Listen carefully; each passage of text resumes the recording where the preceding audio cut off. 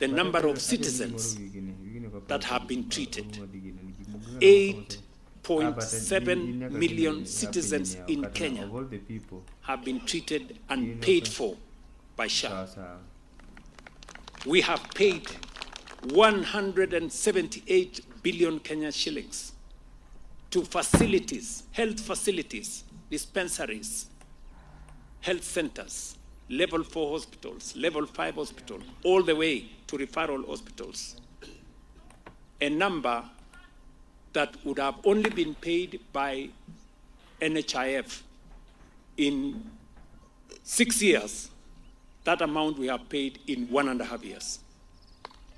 Telling you the level of success. Together with the county governments, we have overseen this whole transformation. 107,000 community health promoters today are on stipend. 110,000 village elders today are on stipend.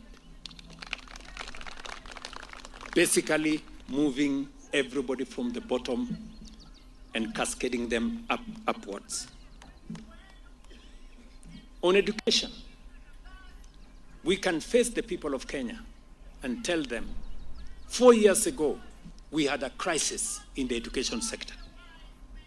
We had a shortage of teachers, a shortage of classrooms, a problematic CBC, and a funding model that crippled all our universities. We can face the people of Kenya today with confidence. 4 years ago, we had a crisis. The people of Kenya know with evidence that we have hired 100,000 teachers, 24,000 are going to be hired later this year.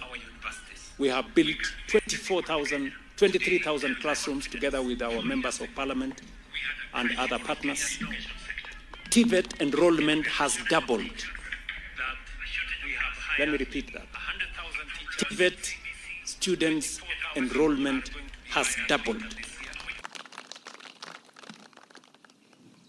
And again, I can speak here with confidence and evidence that our new funding model is changing what they experience in our universities. And we have now forwarded to Parliament the Tertiary Education Placement and Funding Authority Bill that will consolidate our higher education funding and make sure that every Kenyan child placed at TVET or at the university has funding to see them through their education, and that no Kenyan child going forward, once we pass this legislation, and we have organized it well. Some people, some media houses are telling us, where are you going to find the money? And I want to tell them what President Mwai Kibaki said. When people said there was no money to provide free primary education, President Mwai Kibaki told them, if you think education is expensive, try ignorance. We are telling the people of Kenya it is possible for us to fund our students going for higher learning, because in any case, we need their professionalism, their talent, their knowledge to drive Kenya to the first world. We promised the people of Kenya that we were going to have a digital government. Today, of the 320 government services that were digitized, we are all the way to 25,000 government services on e-citizen. 30,000 kilometers of fiber optic has been laid across Kenya. ICT hubs, Jitume centers are in every part of the Republic of Kenya, and millions have been trained in digital skills, and hundreds of thousands are working in the digital economy. In the transport and logistics space, we had committed to the people of Kenya that we will unlock a different development paradigm, an innovative way of funding infrastructure. Many roads were stalled in the Republic of Kenya when we came into office. Today, 6,000 kilometers of roads is going on in every part of the Republic of Kenya. The railway that has stalled here in Naivasha, in Narok County, on the other side of where we are today, that railway is now under construction on the way through Bomet to Kisumu, to Bungoma, through Busia, to Malaba. Some of our signature road projects, when we came into office, the road from Kenol to Maroa was between 30 and 40% done. I can confirm that that road is now 95% done.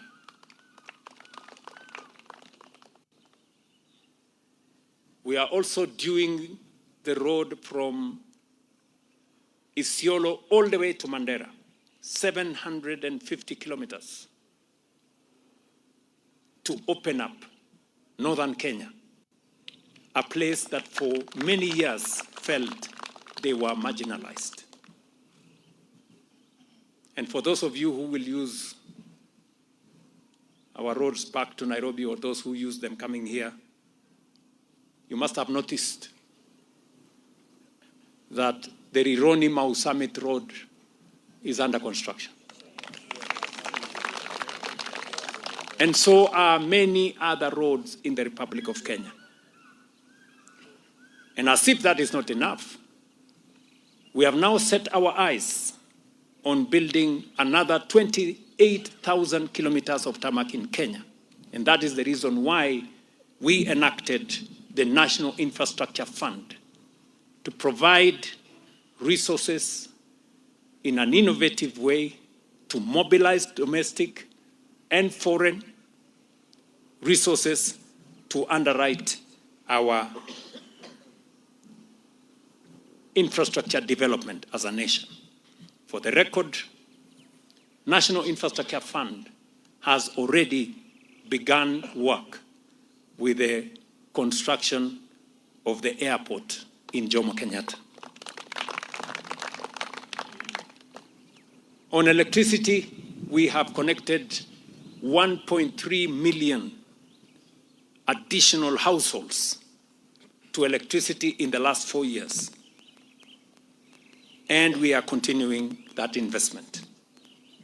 And we are building infrastructure in different parts and different spaces, including sports infrastructure. You are all aware that there are 32 stadia undergoing construction in Kenya, including the Raila Odinga Talanta Stadium in Nairobi. You're also aware that we are upgrading our conference facilities.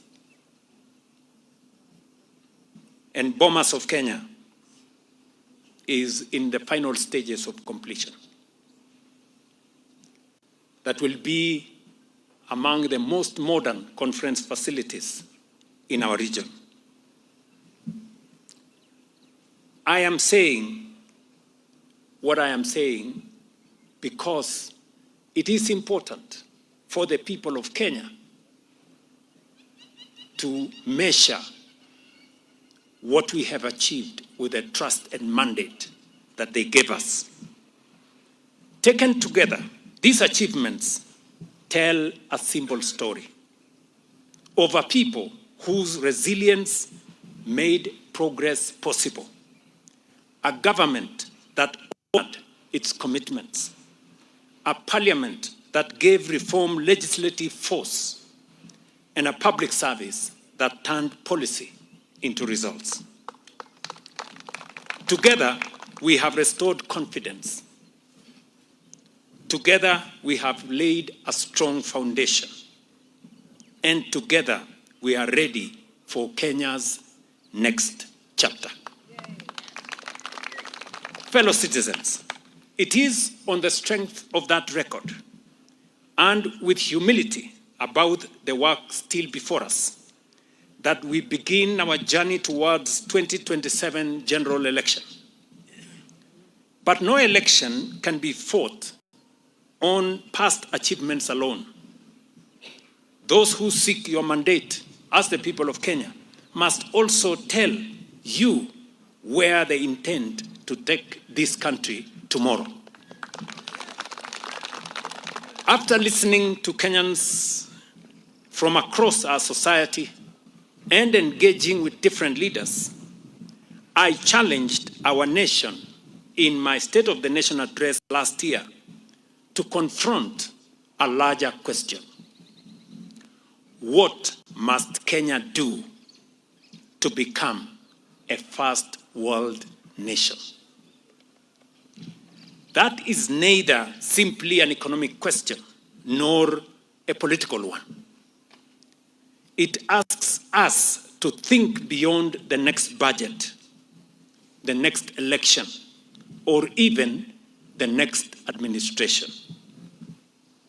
It asks us to imagine a Kenya where healthcare is universal, education is world-class, no family goes hungry, every home has clean water, decent housing is within reach, young people find opportunity, infrastructure matches the world's best, and prosperity is broadly shared.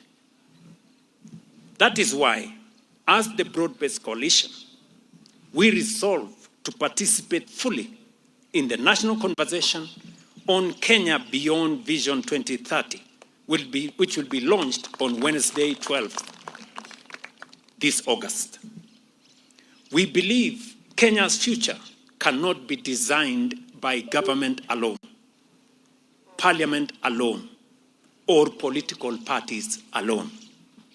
It must be shaped by you, the people of Kenya, by your aspirations, experiences, and hopes for the future. Our Constitution provides the compass. Over the past 15 years, Kenya has made substantial progress in deepening democracy, entrenching devolution, strengthening constitutional institutions, defending the rule of law, and expanding political freedoms.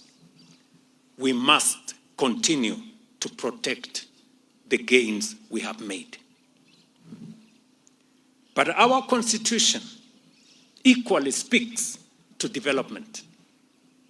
It guarantees healthcare, education, adequate housing, food, clean water, social security, and human dignity. These two are constitutional rights. Kenya does not have to choose between governance and development. We must deliver both. Protect liberty while creating opportunity. Deepen democracy while accelerating development. We therefore invite all of you to participate as the people of Kenya in the national conversation. Farmers and workers, young people, businesses and professionals, universities, faith communities, civil society, political parties, and every citizen with an idea about the Kenya we should build together. We shall consult together. We shall present our own ideas, and together we shall seek a new national consensus reflected in a people-owned and constitutionally anchored National Development Charter that defines our shared destination beyond governments, political parties, and election cycles.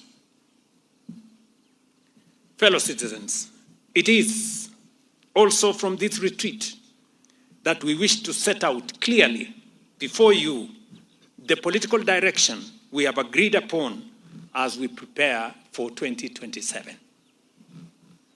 Our experience in the broad-based government has demonstrated that cooperation delivers better outcomes than confrontation, and that when leaders place Kenya above politics, it is the people who benefit most. What began as a partnership in the national interest must now be given a clear political framework for the future. After consultations within our respective parties and formations, the Kenya Kwanza and the Orange Democratic Movement have today formally resolved to develop a joint manifesto for the next election and constitute a coalition to contest the 2027 general election together.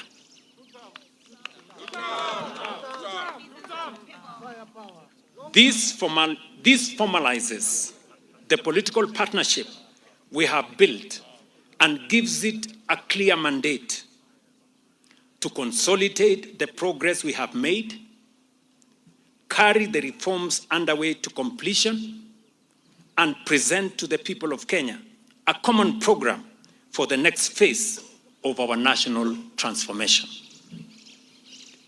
These decisions mark an important new chapter in our partnership. What began as cooperation in government will now become a common political platform upon which we shall seek the mandate of the Kenyan people in August next year. Accordingly, we have agreed to establish a joint team comprising 5 members from each party to develop a common manifesto that we shall ultimately place before the Kenyan people in the 2027 general election. The Orange Democratic Party has nominated Mr. Isaac Wanuge, Ms. Mariam Abdullahi Mbaruk, Ms. Leonida Kerubo Omosa, Engineer Kare Oregonian, and Kare Orege, and Professor Bernard Mwok, with the ODM Executive Director serving as an ex-official member. Kenya Kwanza has nominated Mr. Emmanuel Nzai, Dr. Daniel Mwai, Mr. Bramwell Simiyu, Mr. Mohamed Hassan, and Dr. Cecilia Ngetich, with the UDA Executive Director serving as an ex-official member. Their task is not simply to produce a political document. The manifesto will draw from our shared values and priorities while being informed by the aspirations, ideas, and priorities expressed by Kenyans, including through the national conversation on Kenya Beyond Vision 2030 and reflected in the National Development Charter that will emerge from it. The team's mandate will be to identify our common priorities, harmonize ideas and areas requiring consensus, and develop practical policies that will respond to the economic, social, and governance aspirations of the people of Kenya. In addition, the 2 party leaders, myself and Dr. Oburu, will each nominate another 5 members from each political party and formation to a second joint team to prepare the coalition framework agreement, recommend the principles and governance structures that will guide our partnership, and propose the leadership arrangements necessary to take this coalition forward. These are not merely internal processes between political parties. They are part of the work of building the partnership, developing the program, and preparing the leadership proposition upon which we shall seek your mandate as the people of Kenya in August 2027. This work begins immediately, because the mandate we shall seek in 2027 must be matched by a program worthy of Kenya's future. Before I conclude, allow me to thank you, the people of Kenya, for your resilience through many reforms, for your confidence when difficult decisions had to be made, for embracing change, and for proving once again that the strength of Kenya has always resided in her people. And to the members of Parliament and senators gathered here today, thank you for standing firm in advancing legislation that many considered difficult, but which our country required. You have remained steadfast in ensuring that reform did not remain an idea, but became the law of our republic. History will remember the 13th Parliament as one that chose courage over convenience. Fellow citizens, 1 year from today, you will once again make your choice.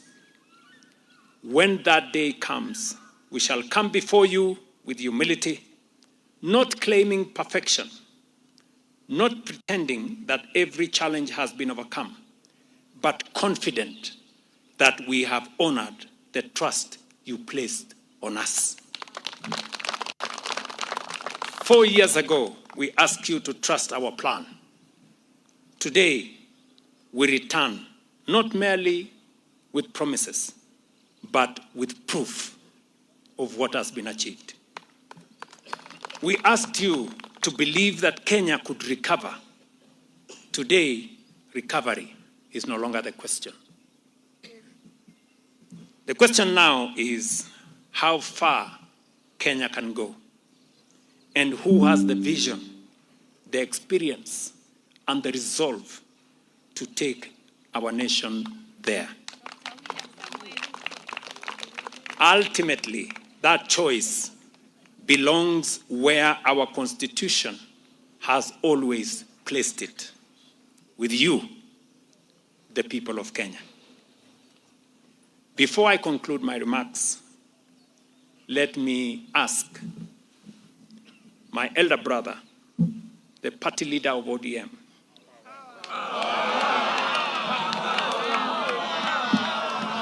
the power man himself,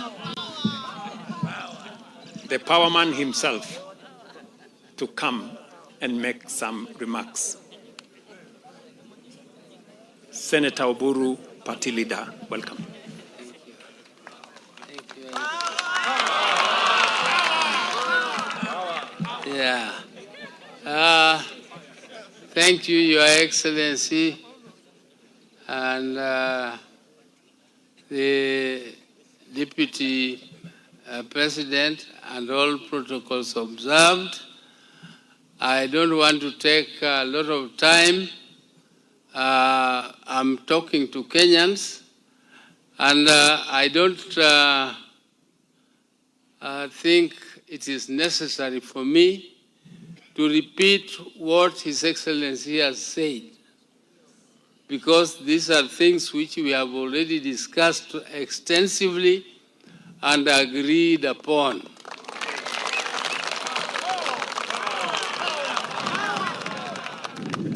And therefore, I don't want to speak more. But our party, ODM, is not a weak party. We came to this coalition not because we are unable to field a presidential candidate, not because we are not prepared up to grassroots. We are the largest party. Up to grassroots, we go up to polling stations. And we joined the government because we did not want our country to be taken over through demonstrations, the government to be changed through demonstrations. We want our country, the government of Kenya, to be changed through a democratic process, through the ballot box. It must be changed by Kenyans and all Kenyans through the ballot. And therefore we came in to stabilize the government. And at that time, my late brother was still the party leader of ODM, Raila Amolo Odinga. It is very, very unfortunate that we lost him at a time when we had just started this broad-based arrangement where we came in consciously. We were not forced by anybody to stabilize the government. And when we came in, we have been working. And there are policies of ODM which were coinciding with the policies of ODA and Kenya Kwanza. Some of them include housing. Some of them include universal health. And so on and so on. And I want, therefore, to tell you that since we came, those Kenyans who see and have ears to hear have noticed that ODM has made a difference in the governance of the country. And President Ruto has also welcomed ODM with two hands because he knows that ODM not only brings numbers, but it brings quality.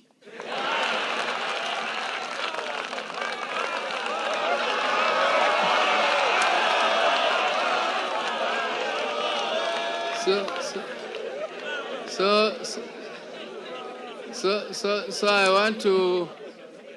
I want to say that as we move on forward, those who thought that ODM was going to be swallowed, I tell them, oh,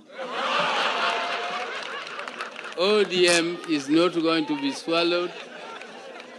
As we start on, we are starting on a framework, and the president has told you that there is a team which is working on policies.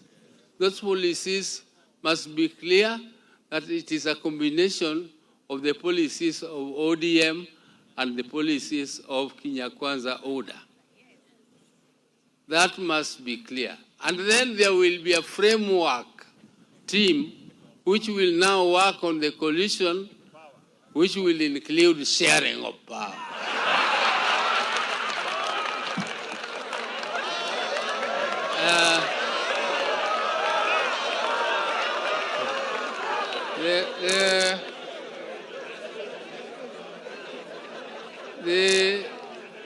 The progress so far made is enough to tell our opponents that we are damn serious about this. We are not joking. We are going to win the next election by a landslide.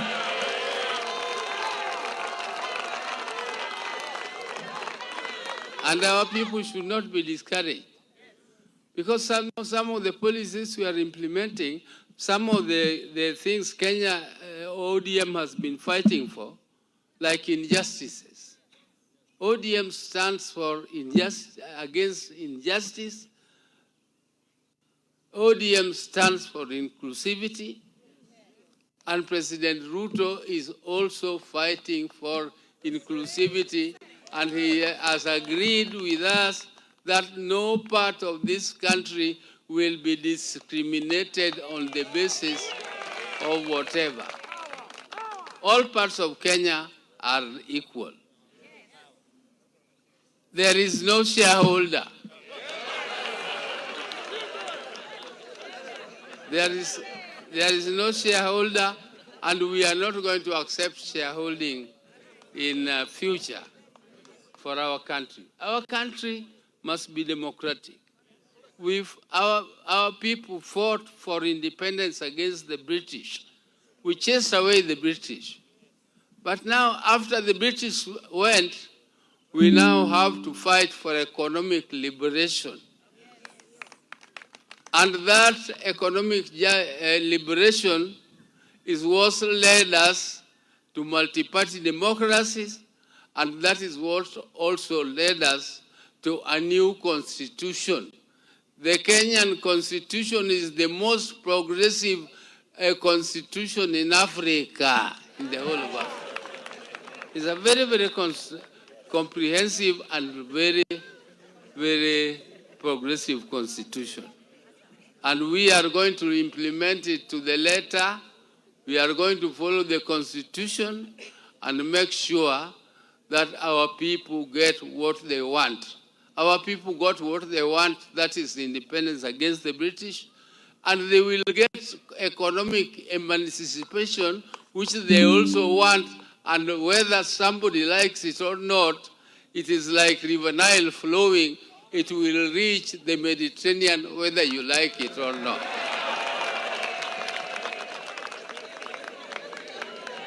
So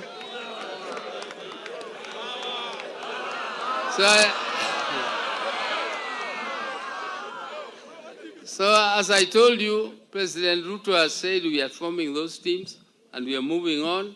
And I don't want to add more to what he has said. He has explained. We have been discussing the progress so far made, and he has summarized them very well. I don't think there is anything for me to add on to the progress we have so far made on all the fronts. But as we now conclude, we, as ODM, we are more used to the streets where those people want to go. We knew how to carry the sufurias better than them.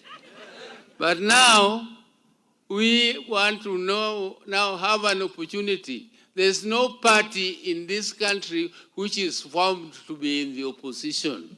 All political parties are formed to be in what? Power. And therefore, our party, ODM, is fighting and is not going to move out. I don't understand the logic of my governor in Siaya, who says he is in a broad-based government, he is in government, and he is going out of government so that he comes back to government. I don't understand. Thank you very much, Your Excellency. Your Excellency, I'm requesting we remain seated, please. Please, let's maintain our sitting positions, kindly. Okay. That is the power man himself. So, thank you very much, ladies and gentlemen. I guess we are going to break for a few minutes, and then we will have dinner at 7. We have arranged to have dinner at 7 so that we can continue the conversation at the dinner tables. Thank you very much, and we wish everybody the very best. And I just want to assure the nation that, okay, the numbers, somebody give me the numbers. Somebody wants me. I just want to assure the nation this, that next year, by God's grace, this country is going to have a peaceful election. We are going to have a peaceful election, have no doubt whatsoever. We're going to have a peaceful, credible, transparent election. And everybody will have the opportunity to sell their ideas to the people of Kenya. Even those who don't have, they will have the opportunity to sell nothing. But everybody will have an opportunity to sell whatever it is that they have. Thank you very much. God bless you. Mungu abariki taifa letu.